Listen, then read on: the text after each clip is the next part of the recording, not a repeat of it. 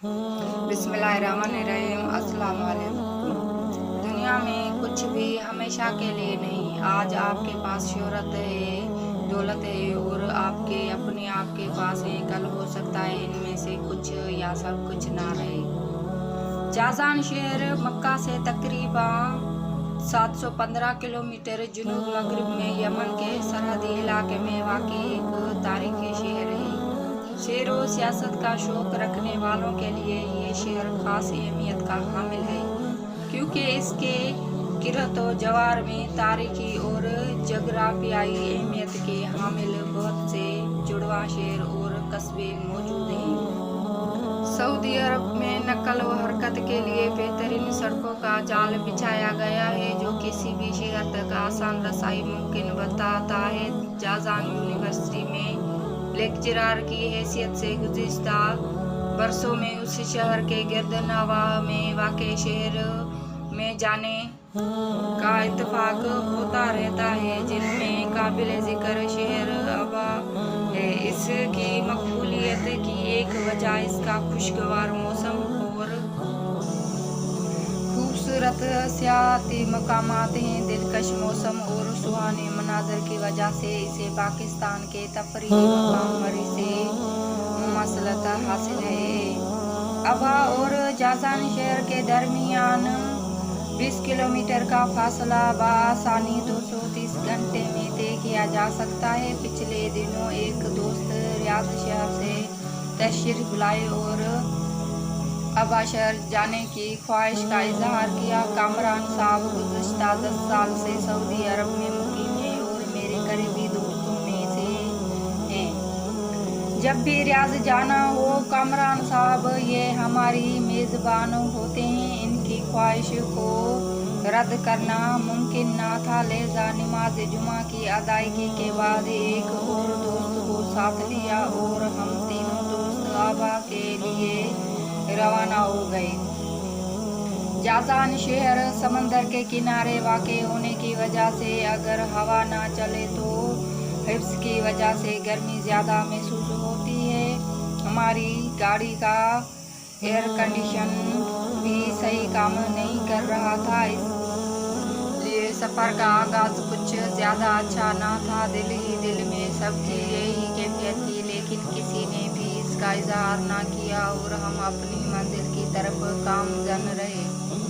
अबा पहाड़ की चोटी है, वाक़ई एक खूबसूरत तफरीही मकाम है, इसलिए झूम जाज़ान शहर से दूर और अपनी मंजिल के करीब होते गए। मौसम की खुशगवार तब्दीली हमारे मिजाज में भी खुशगवार तमानियत का एहसास ला रही थी। शाम ढले हम अपनी मंजिल तक पहुंच चुके थे। हल्की हल्की खनकी सरसब्ज़ व शादाब दरख्तों के बीचों बीच बिल खाते लहराते रास्ते, मौसम की बदली रुत और जिस्मों से टकराती ठंडी हवा के झोंके इस शहर में अजनबियत का एहसास दूर दूर तक ना होने दे रहे थे। किसी खास मकाम का तयन किए बगैर ही हम मुख्तलिफ जगहों की सैर करते रहे। उस वक़्त रात के 10 बज चुके थे और हम घूमते घुमाते अबा के लू में वाक़े शहर खमीस मस्जिद पहुँच चुके थे। खुशगवार मौसम में हल्की हल्की खनकी ने भूख की शिद्दत में भी इजाफा कर दिया था। हमने गाड़ी सड़क के किनारे रोकी और एक मकामी शख्स से किसी अच्छे पाकिस्तानी होटल का पूछा। मजहब, शक्ल और सूरत वाले उस मामर शख्स का ताल्लुक पाकिस्तान से ही मालूम होता था। यूं ही उसे एहसास हुआ कि हम लोग पाकिस्तानी हैं और उस शहर में अजनबी हैं, तो वो फौरन हमारे गाड़ी के करीब आ गया और निहायत पुरशफीक अंदाज में हमारा हाल अहवाल पूछा और यूं गोया हुआ, साहिब जी आपने अच्छा खाना खाना है या बड़े होटल में खाना है? यह सवाल यकीनन हमारे लिए थोड़ा कंफ्यूजिंग था। हमें तज़बज़ब का शिकार देखकर वो खुद ही उसका जवाब देने लगा। साहब मेरा मतलब है कि यहाँ साथ ही एक छोटा सा बोफिया खोखा है। देखने में तो शायद आपको अच्छा ना लगे, लेकिन खाना बहुत अच्छा है। हाँ, अगर किसी बड़े होटल में जाना है तो फिर आपको थोड़ा आगे जाना पड़ेगा। हम उस नफीस शख्स का शुक्रिया अदा करके आगे चल पड़े। मेरा इरादा तो यही था कि दोस्त चूंकि दूर से आए हैं इसीलिए किसी अच्छे होटल में ही जाना चाहिए। अच्छे होटल का मतलब तो अमूमन किसी बड़ी सी इमारत में वाक़ई बेशकीमत फर्नीचर से आरास्ता और झुककर सलाम करने वाले वेटर वाला होटल ही होता है। लेकिन दोस्तों की राय ये थी कि चलो आज इसी करीबी थेड़े वाले होटल में चलते हैं, अगर पसंद ना आया तो आगे निकल जाएंगे। सड़क किनारे ही गाड़ी पार्क करके हम करीब मौजूद उस छोटे से होटल तक पहुंच गए। होटल देखने में वाकई कुछ खास नहीं था। इसके सीन में बड़े पुराने स्टूलों पर हम लोग बैठे ही थे कि एक इंतहाई खुश शक्ल अधेड़ उम्र शख्स हमारी तरफ लपका और सलाम के बाद बोला, साहब आप लोग क्या खाएंगे? शायद उसने हमें पतलून कमीज में देखकर अंदाज़ा लगा लिया था कि हम गलती से इधर आ निकले हैं, इसलिए वो इंतहाई अदब और खुशगवार अंदाज में हमें खुशामदीद कर रहा था कि कहीं हम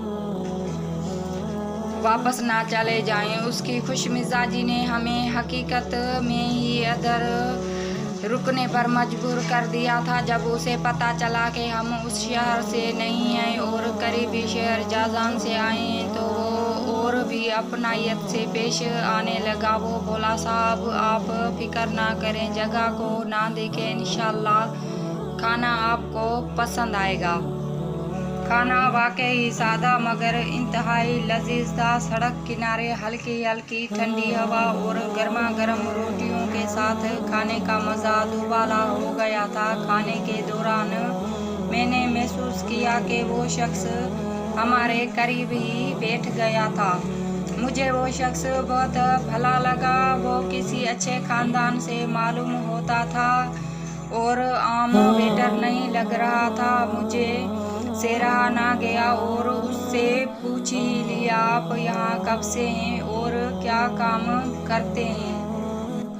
मेरी छठी इसने बिल्कुल ठीक अलर किया था। वो शख्स वो ना था जो वो नज़र आ रहा था। उसकी आपबीती बहुत जज्बाती थी। वो बोलता गया और हमारे जज्बात के हमारे हलक से निवाले उतरना मुश्किल होते गए। मेरा नाम जमील है और मैं पाकिस्तान के शहर मुल्तान से ताल्लुक़ रखता हूँ। मैं प्रॉपर्टी के कारोबार से ताल्लुक़ रखता था और मेरा कारोबार खूब अच्छा चलता था। दौलत की रेल फैल थी, इज़्ज़त और शोहरत की कमी ना थी।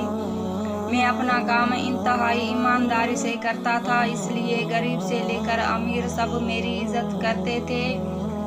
2008 से 2012 तक मेरा काम इतना ज़्यादा था कि मुझे कभी भी अपने बच्चों के साथ बैठने या खाना खाने का मौका ना मिलता था। उस दौरान मैंने भी दौलत कमाई, महंगा तरीन घर बनाया और उसकी तज़ीनो आराश का ख़ास ख्याल रखा। अपने बच्चों की हर ख्वाहिश पूरी की। जूं जूं वो बोल रहा था मेरी दिलचस्पी बढ़ रही थी और तजस्सुस में भी इजाफा हो रहा था कि ऐसा कैसे क्या हुआ कि वो शख्स अपनी फैमिली से हज़ारों मील दूर उस छोटे से ढाबे पर वेटर की मुलाजमत कर रहा था। वो अपनी कहानी सुनाता गया और हम खाने से ज़्यादा उसकी बातों की हिसार में जकड़ते गए। वो बता रहा था कि उस तेज़ी से फैलते फूलते कारोबार के लिए मुझे एक ऐसे बंदे की तलाश थी जो मेरे कारोबार में मेरी मदद भी कर सके और एतबार वाला भी हो। मेरी ये तलाश जल्दी ही ख़त्म हो गई और मुझे अपनी फैमिली में ही एक ऐसा शख्स मिल गया। उससे मशवरा किया और अपना इरादा जाहिर किया। मामलात जल्द ही तय पा गए क्योंकि उन्हें नौकरी की तलाश थी और मुझे काबिले भरोसा आदमी की। कुछ अरसा मामलात ठीक चलते रहे मगर जूं जूं वो काम सीखते गए मुझे उनकी रवैये में कुछ तब्दीली महसूस होती गई। लेकिन मैंने अपने शक को ज़्यादा अहमियत ना दी। फिर वो दिन आ गया जिसका मैंने कभी ख्वाब में भी ना सोचा था। मेरे साथी ने मेरे नाम से एक जाली डील की और एक कशीर मुआवजा लेकर गायब हो गया। जब तक मुझे इल्म हुआ बहुत देर हो चुकी थी। उसका नतीजा ये निकला कि मैं एक ही रात में अपने बीवी बच्चों के साथ जिनकी हर ख्वाहिश में लम्हों में पूरा कर देता था। खुले आसमान के नीचे सड़क पर आ गया था मेरा कारोबार, मेरा घर, जिसे मैंने बहुत ही मेहनत और चाह से बनाया था। सब कुछ एक ही रात में मुझसे छिन चुका था। मैं 22 दिन तक अस्पताल में रहा। ये झटका इतना शदीद था कि मैं अपने हवासों में ना रहा। मुझे कुछ समझ ना आ रही थी कि क्या करूं। उस मुश्किल वक्त में मेरे एक दोस्त ने मेरा हाथ पकड़ा। वो काफ़ी सालों से सऊदी अरब में मुकीम थे और मुकम्मा बिजली में एक अच्छे ओहदे पर काम कर रहे थे। उन्होंने एक कंपनी में मेरे लिए बावर्ची की नौकरी का बंदोबस्त कर दिया। मेरी नौकरी जाजान के रेगिस्तानों में मौजूद एक फैक्ट्री में थी। मुझे इस तपते सहरा में मजदूरों के लिए 3 वक्त का खाना बनाना था। चूल्हों की गर्मी और मेरे अंदर देखती आग की तपश मुझे कई दिन तक सोने ना देती थी। मैं अपने बच्चों से बात ना करता था। मैं इस कदर बदहवास हो चुका था कि नऊज़ बिल्लाह कई बार अल्लाह के होने या ना होने का वसवसा आता, लेकिन अगले ही लम्हे मैं इस शैतानी वार से अपने आप को बचा लेता।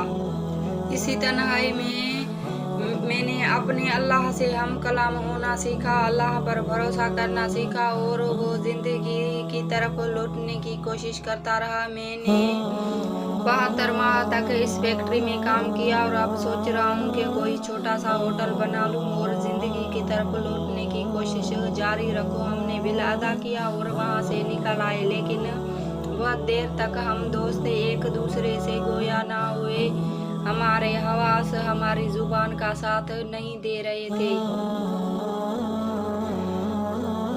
लेकिन मेरा यकीन कामिल है कि जो होता है अच्छे के लिए होता है। हम दुनिया के पीछे इस तरह भाग रहे होते हैं कि जैसे सब कुछ अपनी मिट्टी में बंद कर लेंगे और सब कुछ हमारा हो जाएगा, लेकिन हकीकत में तो सब कुछ हमारा नहीं है। ये सब अल्लाह की अता है और इसके लिए हमें अल्लाह का शुक्र अदा करना चाहिए। माल दौलत और दुनिया आज हमारे पास है तो कल मुमकिन है ना हो रहे।